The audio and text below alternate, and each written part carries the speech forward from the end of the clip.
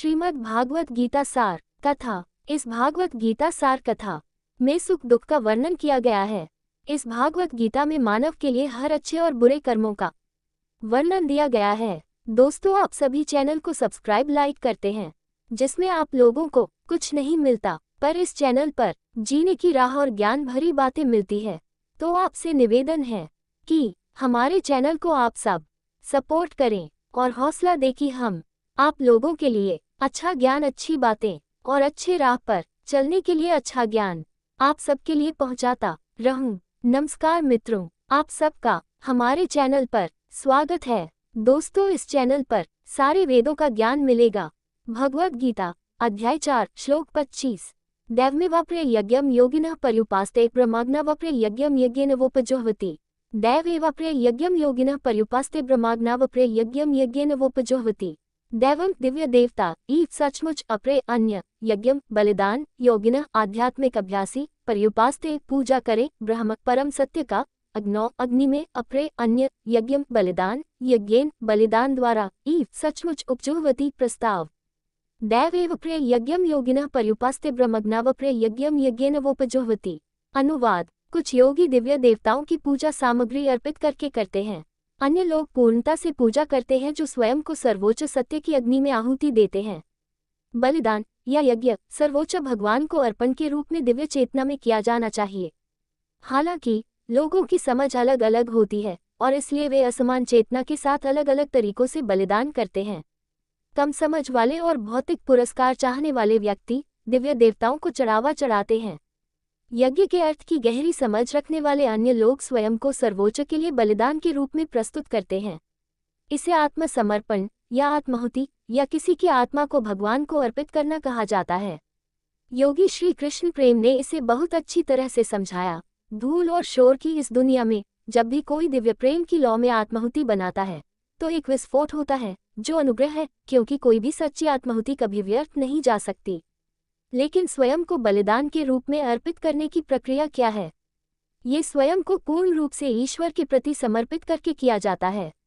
इस तरह के समर्पण के 6 पहलू हैं, जिन्हें श्लोक 18.66 में समझाया गया है। यहाँ श्री कृष्ण लोगों द्वारा किए जाने वाले विभिन्न प्रकार के यज्ञों के बारे में बताते रहते हैं। भगवद गीता अध्याय 4 श्लोक 26। श्रोत्रादीन इंद्रियन्याय संयमाग्नेषु जोह्वति शब्दादीन विषयान्यान्य इंद्रियाग्नेषु जोह्वति। श्रोत्रादीन इंद्रियान्यान्य संयमग्नेषु जोह्वति शब्दादीन विषयान्या इंद्रियाग्नेषु जोह्वति। श्रोत्र आदिनी जैसे श्रवण प्रक्रिया, इंद्रियानि इंद्रियां, अन्ये अन्य, संयम संयम, अग्निषु यज्ञ अग्नि में, जोह्वति यज्ञ, शब्दादीन ध्वनि कंपन आदि, विषयान इंद्रिय तृप्ति की वस्तुएं, अन्य अन्य इंद्रिय इंद्रियों का, अग्निषु अग्नि में, जोह्वति बलिदान। श्रोत्रादीन इंद्रियान्यान्य संयमग्नेषु जोह्वति शब्दादीन विषयान्यान्य इंद्रियाग्नेषु जोह्वति। अनुवाद: कुछ लोग श्रवण तथा अन्य इंद्रियों को संयम रूपी यज्ञ में आहुति देते हैं। कुछ अन्य लोग शब्द तथा अन्य इंद्रियों के विषयों को इंद्रिय रूपी अग्नि में आहुति देते हैं।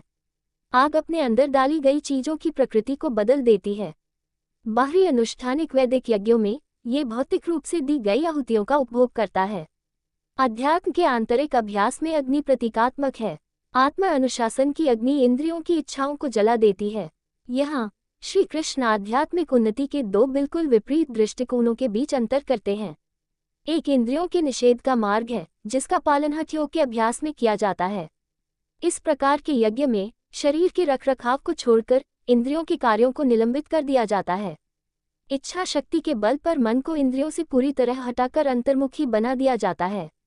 इसके विपरीत भक्ति योग का अभ्यास है। इस दूसरे प्रकार के यज्ञ में इंद्रियों को सृष्टिकर्ता की महिमा का दर्शन कराया जाता है, जो उसकी रचना के प्रत्येक परमाणु में प्रकट होती है। इंद्रियां अब भौतिक आनंद के साधन बनकर नहीं रह गईं, बल्कि वे हर चीज में ईश्वर को देखने के लिए उदात्त हो जाते हैं। श्लोक 7.8 में श्री कृष्ण कहते हैं, रसोहम अप्सु कौन्तेय अर्जुन, मुझे जल में स्वाद के रूप में जानो। तदनुसार भक्ति योगी अपनी सभी इंद्रियों के माध्यम से भगवान को देखने का अभ्यास करते हैं। जो कुछ भी वे देखते हैं, सुनते हैं, चखते हैं, महसूस करते हैं और सूंघते हैं। भक्ति का ये यज्ञ हठयोग के मार्ग से भी सरल है। इसे निष्पादित करना आनंददायक है और इसमें पद से पतन का जोखिम भी कम होता है। यदि कोई साइकिल चला रहा है और आगे की गति को रोकने के लिए ब्रेक दबाता है, तो वह स्थिर स्थिति में होगा, लेकिन यदि साइकिल चालक बस हैंडल को बाईं या दाईं ओर घुमाता है तो साइकिल बहुत आसानी से अपनी आगे की गति को रोक देगी और फिर भी बनी रहेगी स्थिर रूप से संतुलित। दोस्तों, आपसे निवेदन है कि हमारे चैनल को आप लोग सपोर्ट करें।